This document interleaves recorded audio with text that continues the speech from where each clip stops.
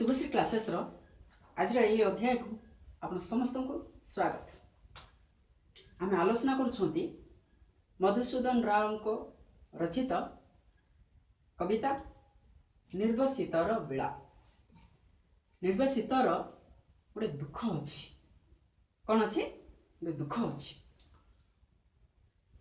जेते बेले कि से यात्रा बा जेते बेले कि जहाज रू से अलगा होइछि जेते बेले से जहाज रो अलगा होइछि बहुत धन संपत्तिर मालिक होइछि। पूर्व क्लास रे हम आलोचना करथिले बहुत धन संपत्तिर मालिक होइछि।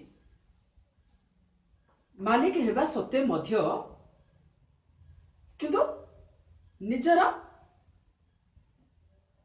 को गोटे कथा मने पड़ीछि से कथा पाई आज से दुख प्रकाश करछि। दुखरे भांगी जाइछि। से धन संपत्तिर मालिक हेले मध्य मनुष्य एमिति गोटे परिवेश परिस्थितिर सम्मुखीन हुए जे से ता पाई बंचिबा एवं मरिबा प्रायतः समान हो जाए। आज से निर्वासित व्यक्तिटी से कहूची सुंदर देवतुल्य नर आनन देखिब नाही आउ एनी नयन लभिब एथि मोर जीवन दीप एबार रत्ता न जीव जन समीप मधुमय मनुष्य कंठर ध्वनि तोषिब नाही आउ श्रवण बेनी। आज से दुख प्रकाश करछि। आज भांगी जाइछि। कारण कौन? सुंदर देवतुल्य नर आनन देखिब नाही मोर वेनी नयन अर्थात तार चक्षुरे से मनुष्य मस्तक अबा मनुष्यर मुख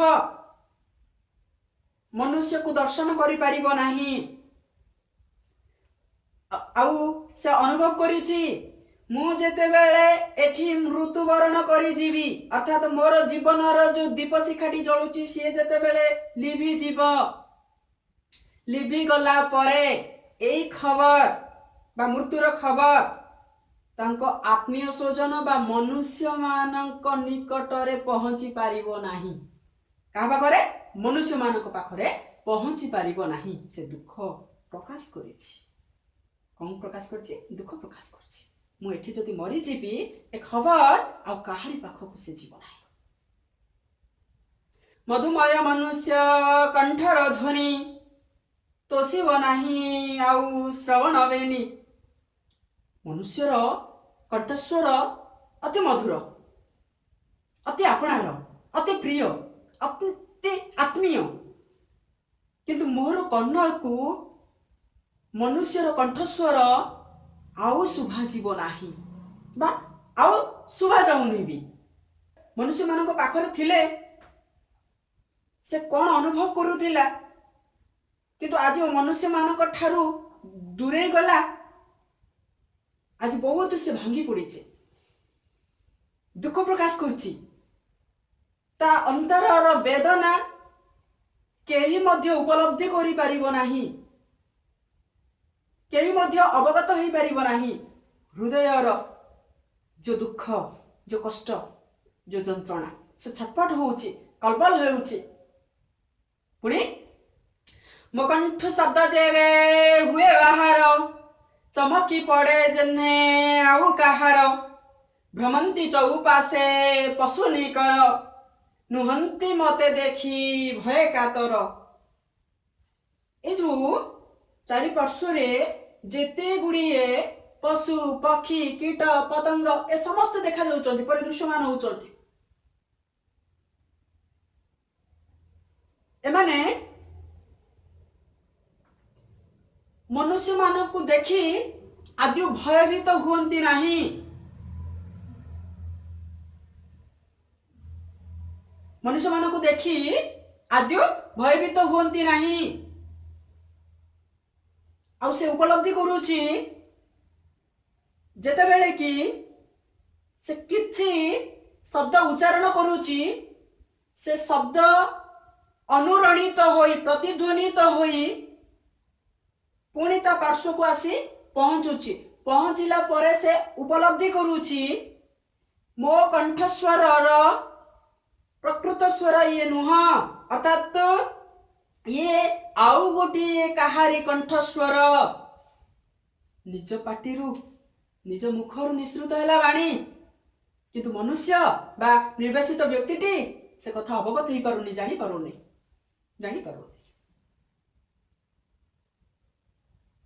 आज चमकी पड़ुची निजर कंठस्वर को शुणी करी निर्वासित व्यक्तिटी भ्रमंती चौपाशे चारिपटरे पशु पक्षी गुड़ाक परिभ्रमण करवासवा कर किंतु आंकु देखी भय करूना मनुष्य आज कहीं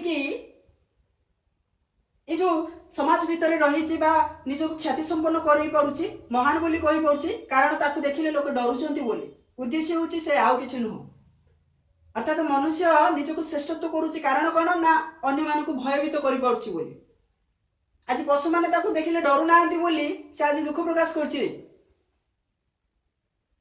पुणी कहूची कौन जानी नाहंती केवे नर प्रभाव जानी ए मनुष्य माने किभली भाव से पशु मानक भीतत्रस्त करबा पई बा भयभीत करबा पई सदा सर्वदा चेष्टारत होता है आज से कवि मधुसूदन राव उल्लेख करछंती निर्वासित व्यक्तिर माध्यम जानी नाहंती केवे नर प्रभाव तेणु तांकरी एही अनस्था भाव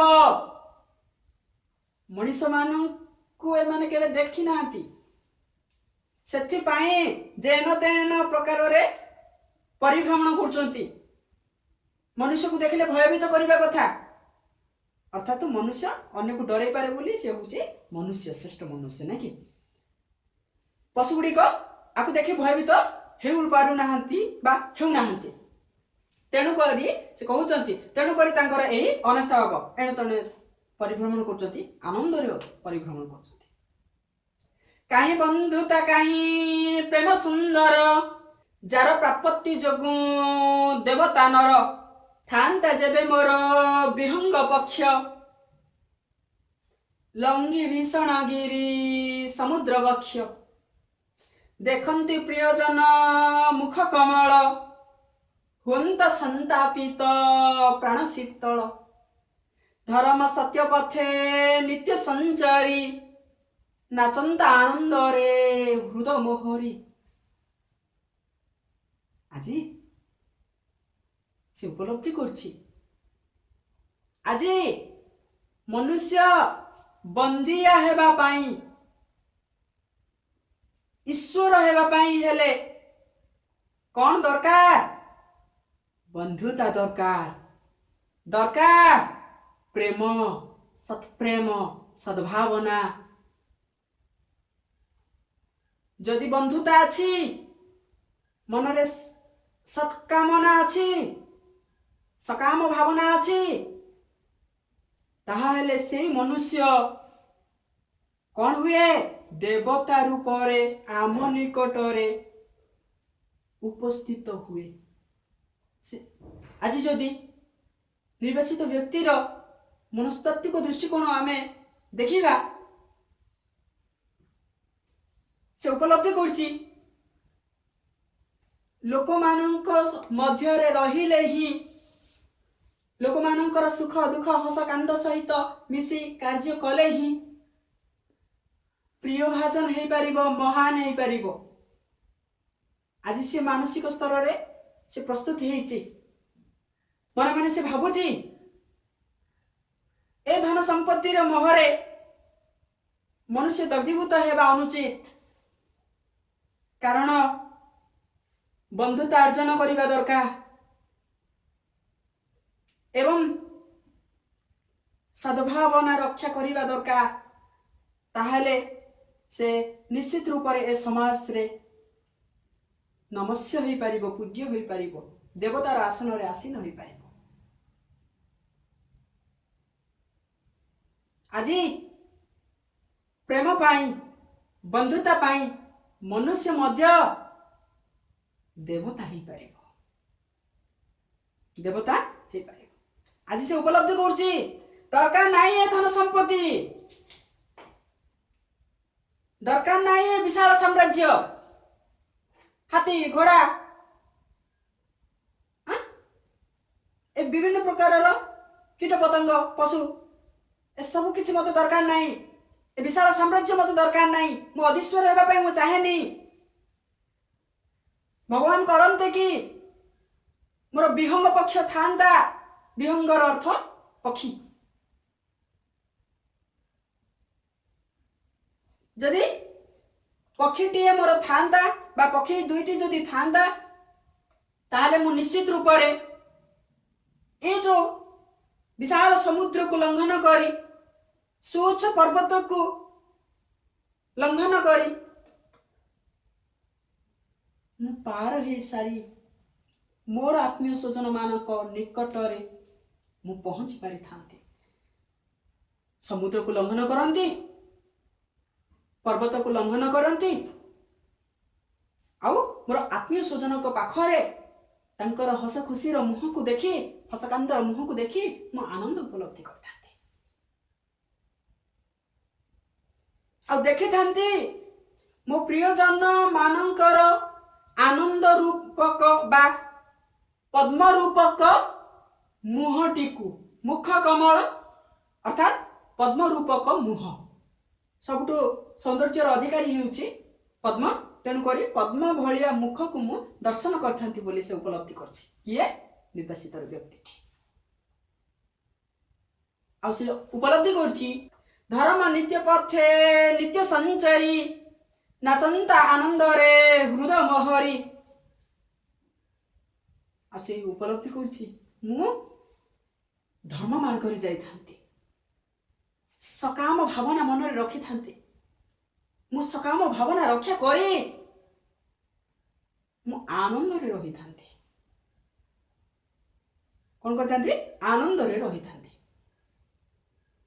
प्रवीण जन ठारू सदुपदेश लभी हुंती मुहि विज्ञ विशेष तरुण संगे मिली नाना रंगरे गमंती काल आहा किया मोदरे धर्म आहा से की बा अमूल्य धन सरी नुहई तारे मणि कांचन स्वर्गीय माधुरी रे सदा सुंदर महिमंडले काहीं तापट्टांतल निर्वासित व्यक्तिटी आज से उपलब्धि करछि मु आत्मीय स्वजन मानक पाखरे रही कौन करती ना आनंद रे रही थांती बा आनंद रे चल प्रचल हुअंती प्रवीण जन मानक निकटरू प्रवीण प्रकृष्ट भाव रे ज्ञान जहा निकटरे अछि एवं बुद्धिमान व्यक्ति ठारू ज्ञानी मानक ठारू मो सदुपदेश सत युक्त उपदेश सदुपदेश आमर व्यंजन संधि होउची त परे जदि त बाद परे जदि कोन आसीबो ना स्वर बर्ण आसीबो ताहले तो कोन होबो ना त स्थानटी दरे परिणत हो जिवो अर्थात वर्गर प्रथम वर्णटी तृतीय वर्ण रे परिणत होबो व्यंजन संधि देखिबा पई मो परवर्ती क्लास रे संधि संपर्क रे आपन को सूचय देबी ताहा ठीक भाबरे बुझी पारिबे देखु थांतु हमरो ई चैनल को बा कार्यक्रम को मु कहली सद युक्त उपदेश सदुपदेश अर्थात से प्रवीण जन मानक मुखरु ज्ञानी जन मानक मुखरु से उपदेश शुणी धर्मपथ को ग्रहण करी चली थांता एवं धर्मपथ रे यात्रा करी आनंद रे उत्फुल्लित भाव रे ता जीवन को से अतिबाहित करी थांता एवं विज्ञजन मानक सहित मिसी बा विज्ञजन मानक ठारू ज्ञान आहरण करी से विशेष भाव रे ज्ञानी हेई पारि थांता एवं ता सहित तरुण संगे मिली नाना रंग रे तार गोष्ठी युवक गोष्ठी ସେମାନଙ୍କ ସହିତ ମିଶିକରି ନାନାଦି ପ୍ରକାରର ହସ ଏବଂ ହସ କ୍ରୀଡ଼ାରେ ସମୟ ଅତିବାହିତ କରିପାରିଥାନ୍ତା। ଗମନ୍ତି କାଳ ଆହା କି ଆମୋଦରେ, ଏଠି ଗମନ୍ତିଟା ତ କଟାନ୍ତି ଅର୍ଥରେ ବ୍ୟବହାର କରିବା ଆମେ, ଅର୍ଥାତ୍ ମୋର ଏ ସମସ୍ତ ସମୟ ଆନନ୍ଦରେ ଅର୍ଥାତ୍ ଆମୋଦରେ ଅତିବାହିତ ହୋଇପାରିଥାନ୍ତା ବା ହୋଇଯାଆନ୍ତା।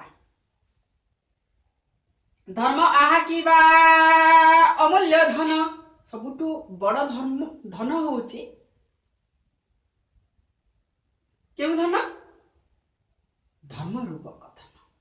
କି ଧନ? ଧର୍ମ ରୂପକ ଧନ, ଧର୍ମ ଧନ। ଯଦି ଏଇ ଧର୍ମ ଧନ ରହିଅଛି ତାହେଲେ ଆଉ କିଛି ବି ଧନ ଆବଶ୍ୟକ ନାହିଁ। କାଳ କାଳୁ ଧର୍ମ ଧନ ମୁଁ ସଞ୍ଚିଛି ଏ ଜୀବନ କାରଣ। ପିଲାଟି ବେଳୁ ଯଦି ଆପଣ ଧର୍ମ ଅର୍ଜନ କରିଛନ୍ତି ତାହେଲେ ତାଠୁ ଆଉ ବଡ଼ କଥା କିଛି ନୁହଁ। ବାଳକାଳୁ ଧର୍ମ ମୁଁ ସଞ୍ଚିଛି ଏ ଜୀବନ କାରଣ। ଏ ଜୀବନଟା କିଛି ବି କାରଣ ନାହିଁ ଯଦି ଧର୍ମ ରୂପକ ଧନ ଅର୍ଜନ କରିପାରି ନାହଁ। ତେଣୁ ଆଜି ନିର୍ବାସିତ ବ୍ୟକ୍ତିଟି କହୁଛି ଧର୍ମ ରୂପକ ଧନ ଅମୂଲ୍ୟ ଧନ, ତାଠାରୁ ମୂଲ୍ୟବାନ ଆଉ କେହି ନାହିଁ, କିଛି ଧନ ନାହିଁ। ମଣି ମୁକ୍ତା ଏସବୁ ମଧ୍ୟ ତୁଚ୍ଛ। ହୀରା ଲୀଳା ମୋତି ମାଣିକ ଏସବୁ ମଧ୍ୟ ତୁଚ୍ଛ। ଧର୍ମ ହେଉଛି ମହତ୍ ପଣିଆ ଏବଂ ସବୁଠୁ ଅଧିକ ମୂଲ୍ୟବାନ। ସ୍ୱର୍ଗୀୟ ମାଧୁରୀରେ ସଦା ସୁନ୍ଦର, ମହିମଣ୍ଡଳେ କାହିଁ ତାପଟାନ୍ତର। ଏମନ୍ତ ଧର୍ମ ରତ୍ନ ଦେବ ପୂଜିତ, ଅଟଇ ସ୍ଥଳରେ ଅପରିଚିତ। ପ୍ରକୃତରେ ଧର୍ମ ଠାରୁ ଅଧିକ ସୁନ୍ଦର ଆଉ କେହି ନାହିଁ। ମହିମଣ୍ଡଳରେ ନାହିଁ କାହିଁ ପଟାନ୍ତର, ଅର୍ଥାତ୍ ଧର୍ମ ମାର୍ଗରେ ଯାତ୍ରା କରିଛନ୍ତି, ସଦ୍ଭାବନା ମନରେ ଅଛି, ସକାମ ଚିନ୍ତା ମନ ଭିତରେ ରହିଅଛି, ତାହେଲେ ମହିମଣ୍ଡଳେ ମତେ ବୈକୁଣ୍ଠରେ ତାର ନାହିଁ ଅନ୍ତର ପଟାନ୍ତର, ତାର ପରିସମାପ୍ତି ନାହିଁ, ତାର ଅନ୍ତର ନାହିଁ, ଶେଷ ନାହିଁ। ତେଣୁ ଆଜି ସେ ଉପଲବ୍ଧି କରୁଛି এই ମହିମଣ୍ଡଳରେ ଧର୍ମ ହେତୁ ଦେବତା ମାନେ କଣ ହୁଅନ୍ତି? ପୂଜା ପାଆନ୍ତି। ଅର୍ଥାତ୍ ଯିଏ ଧର୍ମ ଅର୍ଜନ କରିଅଛି, ଧର୍ମ ରୂପକ ଧନକୁ ଯିଏ ସଞ୍ଚିତ କରିଛି, ସେ ପୂଜିତ ହେବା ନିଶ୍ଚିତ। ତାର ଅନ୍ତ ନାହିଁ, ପରିସମାପ୍ତି ନାହିଁ। ସେ ଦେବତା ମାନଙ୍କ ମଧ୍ୟରେ ଗଣ୍ୟ ହେଇପାରେ, ଦେବତା ମାନଙ୍କ ସହିତ ତାକୁ ଗଣା ଯାଇପାରେ। ଆଜି ସେ ଉପଲବ୍ଧି କରୁଛି ଅଟଇ ଏ ସ୍ଥଳରେ ଅପରିଚିତ। ଆଜି ମନୁଷ୍ୟ ଏଠି ସମ୍ପୂର୍ଣ୍ଣ ରୂପରେ ଅପରିଚିତ ହେଇଯାଇଛି, ଅଜଣା ହେଇଯାଇଛି। ଆଜି ଦେବତା ମାନଙ୍କର ପୂଜାର୍ଚ୍ଚନା ମଧ୍ୟ ଏମାନେ ଜାଣି ନାହାନ୍ତି। କହିବେ ଦେବ ଅର୍ଚ୍ଚନା ବାଦ୍ୟ ଏ ଗିରି ଗଣ, କରିନାହାନ୍ତି ଥରେ ସୁଧା ଶ୍ରବଣ। ଏମାନେ ଦେବତାଙ୍କର ପୂଜାର୍ଚ୍ଚନା ଜାଣି ନାହାନ୍ତି। ଏମାନେ ଜାଣି ନାହାନ୍ତି ଏ ଯୋଉ ବିଭିନ୍ନ ପ୍ରକାର ବାଦ୍ୟ ଯନ୍ତ୍ରର ସ୍ୱର ଆଉ ଶବ୍ଦ ବା ଧ୍ୱନି। ଏମାନେ ଜାଣି ନାହାନ୍ତି ଗାନ୍ଧାର ବିଦ୍ୟା। ଗାନ୍ଧାର ବିଦ୍ୟାର ଅର୍ଥ ଏ ଯୋଉ ନାଚ ଗୀତ ସଙ୍ଗୀତ, ଏ ସବୁ ଗୁଡାକ ହଉଛି ଗାନ୍ଧାର ବିଦ୍ୟା। ଏ ଯୋଉ ବାଦ୍ୟ ଯନ୍ତ୍ର, ସବୁଗୁଡ଼ିକ ଗାନ୍ଧାର ବିଦ୍ୟାର ଅନ୍ତର୍ଭୁକ୍ତ। ଗନ୍ଧର୍ବ ବିଦ୍ୟା ଗାନ୍ଧର୍ବ ବିଦ୍ୟା ଅନ୍ତର୍ଭୁକ୍ତ ହୋଇଛି। ଆଜି ଏ ଗାନ୍ଧର୍ବ ବିଦ୍ୟା ସମ୍ପର୍କରେ ସେମାନେ ଅବଗତ ହୋଇପାରି ନାହାନ୍ତି।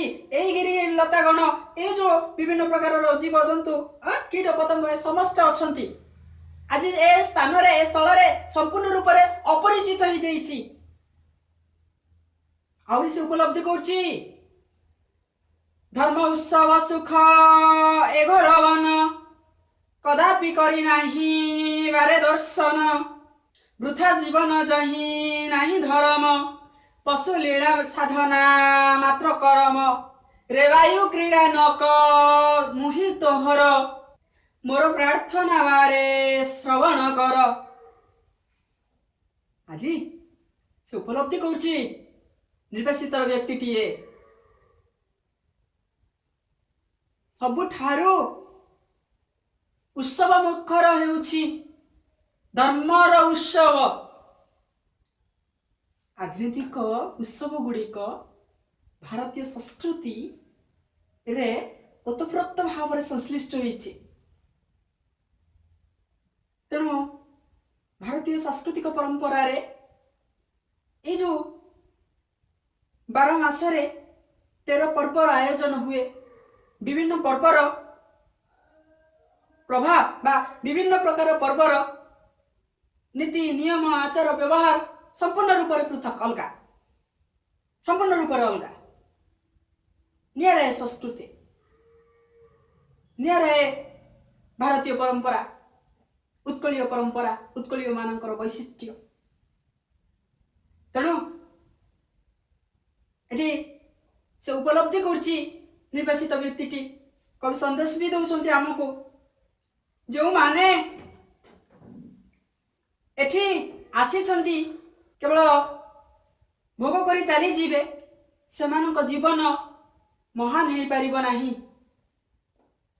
ସେମାନେ ପୂଜ୍ୟ ହେଇପାରିବେ ନାହିଁ। ପୂଜ୍ୟ ହେବାକୁ ହେଲେ କ'ଣ ଦରକାର? ଧର୍ମର ନୀତି ନିୟମ ମାନି ଚଳିବା ଦରକାର। ଆଉ ଯେଉଁମାନେ ଧର୍ମକୁ ମାନୁନାହାନ୍ତି, ଧର୍ମ କାର୍ଯ୍ୟରେ ନିଜକୁ ନିୟୋଜିତ କରିନାହାନ୍ତି, ସେମାନଙ୍କର ଜୀବନ ହେଉଛି ଗୋଟିଏ ପଶୁର ଜୀବନ। କି ଜୀବନ? ପଶୁର ଜୀବନ। ଆଉ କେବଳ ପାଶବିକ ସାଧନା ପାଇଁ ହିଁ ସେମାନେ ଜୀବନ ପାଇଅଛନ୍ତି। ଆଉ ପଶୁ ସାଧନା ଯୋଉଠି ଆସିଗଲା, ଇତର ଭାବନା ଯୋଉଠି ଆସିଗଲା, ଯୋଉଠି ପଶୁତ୍ୱ ସୁଲଭ ଗୁଣ ଝରି ଆସିଲା, ସେଠି କଦାପି ଜୀବନ ଦୀର୍ଘସ୍ଥାୟୀ ହେବ ନାହିଁ ଏବଂ ଅମରତ୍ୱ ଲାଭ କରିବ ନାହିଁ, ପୂଜ୍ୟ ହେଇପାରିବ ନାହିଁ। ତେଣୁ ଆଜି ଉପଦେଶ ଦେଉଛନ୍ତି, ସନ୍ଦେଶ ଦେଉଛନ୍ତି ନିର୍ବାସିତ ବ୍ୟକ୍ତିର ମାଧ୍ୟମରେ କବି ମଧୁସୂଦନ ରାଓ, ଯେ ମନେ ରଖ, ଧର୍ମକୁ ଅର୍ଜନ କର, ଧର୍ମ ମାର୍ଗରେ ନିତ୍ୟ ପ୍ରତିଦିନ ସଞ୍ଚରିତ ହୁଅ ଏବଂ ବାୟୁକୁ ସମ୍ବୋଧନ କରି କହୁଛନ୍ତି ସେହି ନିର୍ବାସିତ ବ୍ୟକ୍ତିର ମାଧ୍ୟମରେ, ରେ ବାୟୁ କ୍ରୀଡ଼ନକ ମୁହିଁ ଆଜି ତୋହର। ନିର୍ବାସିତ ବ୍ୟକ୍ତିଟି ବାୟୁର କ୍ରୀଡ଼ନକ, ଖେଳନା ସାଜିଛି। ଆଜି ମନୁଷ୍ୟ ଏ ଯୋଉ ସଂସାର ରୂପୀ ବାୟୁରେ ସିଏ ବି ଆଜି ଖେଳି ଚାଲିଛି। କେବଳ ଏ ଯୋଉ ରଙ୍ଗମଞ୍ଚରେ ସେ ଖେଳି ଚାଲିଛି, କିଛି ସମୟ ଈଶ୍ୱରାନୁଭୂତିରେ, ଈଶ୍ୱରଙ୍କର ପ୍ରାର୍ଥନାରେ ନିମଗ୍ନ ହେବା ଦରକାର। ଆଜି ନିର୍ବାସିତ ବ୍ୟକ୍ତିଟି ପ୍ରାର୍ଥନା କରୁଛି, ଏ ବାୟୁ ବା ରେ ବାୟୁ, ଆଜି ମୁଁ ତୋର ଆଜି ଖେଳଣା ସାଜି କଲି, ମୋ କଥା ଟିକେ ଶୁଣ, ତୁମ ଦ୍ୱାରା ମୁଁ ନିୟନ୍ତ୍ରିତ ହେଇଛି। ତେଣୁ ଏ ସମୟ, ଏ ସଂସାର ବଡ଼ ବିଚିତ୍ର। ମନୁଷ୍ୟ ଲକ୍ଷ୍ୟସ୍ଥଳରେ ପହଞ୍ଚିଲା ପରେ ବି ତାର ଆହୁରି କିଛି ଅଭାବ ରହିଯାଏ। ସେଇ ଲକ୍ଷ୍ୟ, ସେଇ ଅଭିଳାଷର ପରିସମାପ୍ତି ନାହିଁ। ତେଣୁ କଥାବସ୍ତୁକୁ ଆଜି ଏଇଠି ପରିସମାପ୍ତି କରିବା ଏବଂ ପରବର୍ତ୍ତୀ ଅଧ୍ୟାୟରେ ନିର୍ବାସିତ ବ୍ୟକ୍ତିର ଭାବାବେଗ କିଭଳି ଭାବରେ ଉଜ୍ଜୀବିତ ହୋଇଅଛି, ଉଠି ଆସିଅଛି, ଜାଗ୍ରତ ହୋଇଛି, ସେହି ସମ୍ପର୍କରେ ଆଲୋଚନା କରିବା। धन्यवाद।